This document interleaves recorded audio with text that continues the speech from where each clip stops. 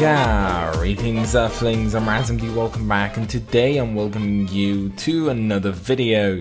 Now this time I'm going to be talking about a topic which is very burning at the moment, which is being the new 1.11 Minecraft update, being the adventure, aka the exploration update. It was just now announced on the live stream of Minecon 2016 that this is what there's going to be, and we have been shown a lot of features which will be coming as a full on-pledge snapshot on the 28th of this month.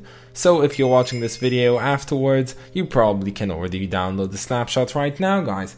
So what I'll be doing right now is I'll be covering all the features that has been shown to us, the community, in the snapshot, the update as of now, and I'm going to basically give out my opinions about all of them. I must start by saying that this seems like a really cool snapshot, mostly focusing on survival, but not bits and stuff over here and there that are gonna help map makers. But normally this is what it's going to be about. It's going to be the survival aspect of the game, and as the title refers to, it's going to be the exploration of it. So the first thing we're going to get started with is the first feature announced on the Minecons, which is the cursed enchantment. Now cursed enchantments are enchantments that are gonna appear on your weapons, or mostly armor as I understood, and it is going to be as a part of loot from various temples, dungeons and stuff like that that exist in the game, and they're basically giving you curses. Now I know there's two types.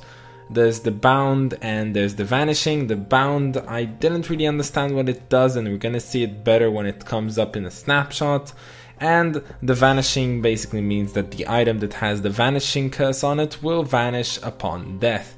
It is not relevant to having keep inventory as of now, but Jeb is thinking of changing that in the future, and we'll see how it goes. The next feature on today's list is going to be the observer block. Now the observer block is the equivalent of the bud update. Now the observer block has apparently been existing on the Pocket Edition of Minecraft for around about a few good months, as I believe right now. Now it was added to the game because Java is claiming to be the superior version of Minecraft as of now, and it has to have all the features at some point. This was mentioned by Jeb in the past, and this is just another sign showing us that there is actually a connection between all the different platforms of Minecraft. Now the observer block, as I said, is going to be basically like a bot update, but it's going to be used as a block, and it's really kind of cool, and there's not a lot to say about it. It's going to be really useful in Redstone because it gives out Redstone update whenever it detects a bot update. And that is about it for this block, so let's move on to the next feature. The next feature is the escape end portals. Now the escape end portals is a really tiny feature, being very useful indeed, again for survival players. Now the end escape portals are basically the same as those portals added in the 1.9 snapshot of the end. They're gonna just randomly appear throughout the end, and they're gonna basically be used to get back to the main island. Now this has been added because a lot of people find themselves lost discovering and exploring the end, and this is just another quick and tiny thing that will help players not have to suicide in the void, but otherwise just go back into one of these random portals that are scattered around the end and go back to the main island, returning safe and sound back home. So yeah. The next feature on today's features list is probably one of the best features that have been given to Minecraft, and that has been anticipated for quite a long time. Now this feature is the shulker shells and the crafting recipe that it is being used with to make the shulker box. Now the shulker box is basically the equivalent of having a backpack inside of Minecraft. With it being said, you get the shulker shell by killing a shulker, and when you craft two of these and a chest within them, you get the shulker box. Now the shulker box is basically acting like a single chest. When it is being broken, the items would not pop out, but instead would stay in, and they can be transferred around on your inventory and however you want, which means it's basically going to be used as a backpack. Now this is a game-changing feature, such as the elytra was. This is the same exact thing. It will change the way we can play Minecraft, and it will easily help us players in survival mode explore quite easily, as a part of this update being the exploration update. So I'm really hyped for this update. I'm really hyped for this extremely cool feature, and I hope to see it in game on the 28th when the snapshot comes out. The next update on the list is the cryptographer and the treasure maps. Now I hope I didn't butcher the name, but the cryptographer is basically a villager, a new type of a librarian, which trades for different kind of treasure maps. Now treasure maps, there is two kinds of them as of now, for the woodland and the sea temple maps. Now you don't know what the woodland is quite yet, and I'm gonna show you, and if you haven't watched the live streams or the recap of day 2 of Minecon, I'd highly recommend going and seeing that before you actually listen to this video, but I suppose this is too late to say right now.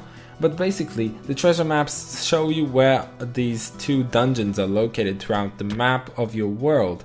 Now you can just follow the map by using simple navigation directions, and you can find them. So instead of going on your online tool of finding your sea temples, you can actually buy a map and actually go there in game, which really adds to the exploration part of Minecraft, and I'm really loving this feature, and I'm glad Mojang decided to put this in the game, and it is really nice, and I am happy about it. The next feature is one of those small ones but really quite useful, which is the /locate command. Now the /locate command, basically what it does locating stuff, I suppose, which means if you're looking for the nearest nether fortress, or let's say the nearest sea temple or whatever, you're gonna find it just by basically typing in locate and the option available to you. So that is really kind of cool, and it's really useful for those of you who are going to, let's say, search something in creative mode to build something in a nether fortress, and you just don't have the time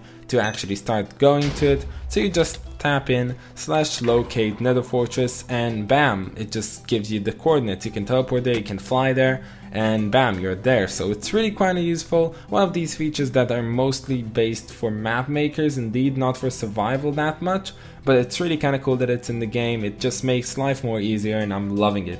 Moving on to probably the big bunch of this update being the Woodland Mansion and the new mobs added with it. Now the Woodland Mansion, if you do not know, it's basically a giant dark oak mansion appearing in, if I believe to be true, dark oak or roofed forest biomes, and it's basically a giant mansion generated with the new abilities of the new blocks that have been added in 1.10, and it is really kind of cool.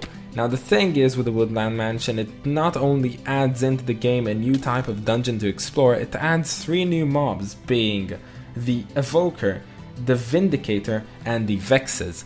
All of them are basically cast or outcasts of villagers in the game. So they've all been outcasted from the villages, and they came and settled down in a mansion in the roofed forest, and they're haunting the players and basically everything alive in the game. Now the Evoker is basically the minion. It looks like a villager, it has an axe and it charges you with it, and when you kill it, it actually drops the axe. Now, the Vindicator is somewhat of a sub-boss mob, which basically appears a few times in each mansion, and it can actually generate Vexes. Now, Vexes are tiny, Vexy-type creatures that haunt and fly around you, and they hit you, and they basically cause a lot of pain, but it really is kind of cool. By the way, they can actually no-clip through walls, which is kind of interesting. I was thinking about the fact that you could probably make a farm out of them, but when they can no-clip through walls, I suppose that just doesn't work anymore, which is really kind of cool. And yes, so all of these new mobs will add a lot to the hostility of the game, and you really need to get geared up before going to one of these mansions. So if you're planning on doing so, just remember, don't go there with your wooden sword and your leather pants. No, you're gonna get to do better than that. So yeah, this really adds a lot to the entire exploration, and as I said, there is a map to locate the Woodland Mansion in the cryptographer's selling inventory, and that's kind of cool. So that's how you'd find it, and you go there and explore it, and it's really kind of cool and really kind of awesome, and I'm really waiting forward to it. So yeah.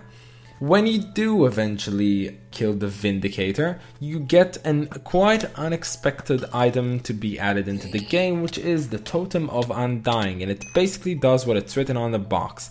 It prevents you from dying. Now this totem, when held in one of your hands, mostly the offhand, will actually prevent you from dying, but it will be used up in the process of dying, let's say. So let's say if you're gonna go and you're gonna explore your, let's say, cactus farm. Who knows? And you stumble upon one of your cacti and you start taking damage and you go down to, like, let's say 2 hearts, and then you fall into the water and you take fall damage, and then you just get left with 1 heart and then you suddenly drown.